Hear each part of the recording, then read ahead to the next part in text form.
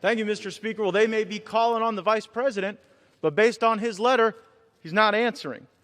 Everybody in this country knows that they wanted to impeach President Trump on his first day in office.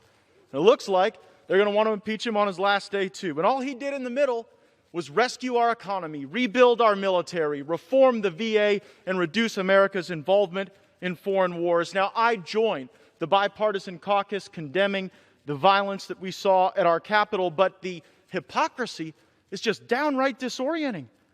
President Trump called for protests that would be peaceful and patriotic. He got labeled a national security threat. Yet the gentlelady from California can call on her supporters to get physical and in the faces of Republicans, and she gets the chairmanship of the Financial Services Committee. Republican members of Congress utilized a process contemplated in the Constitution to offer an objection, and we were labeled seditionists.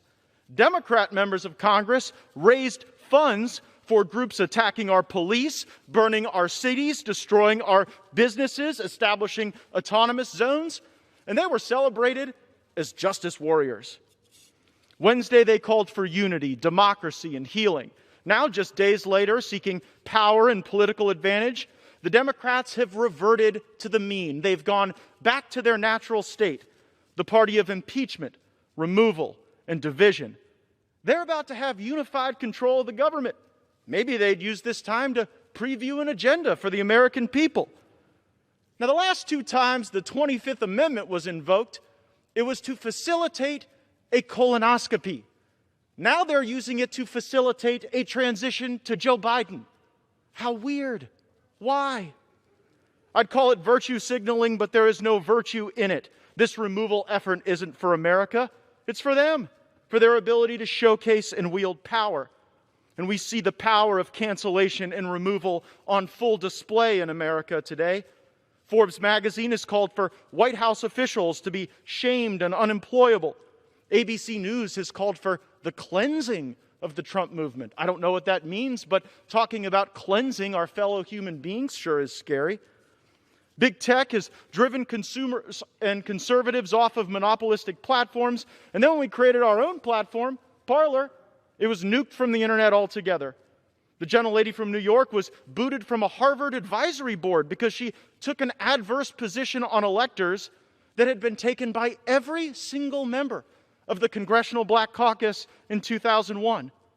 Cancellations for some, celebrations for others, for doing the exact same thing.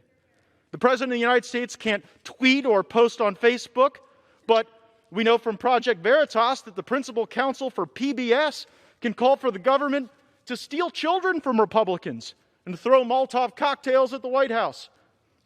We should allow America to heal before America is lost, but that is not happening today. I'd request 30 more seconds. The gentleman is given 30 additional seconds. The deal now is House Democrats just want in on the act. That's the purpose of the resolution today. They want to show you that they can still tear things down.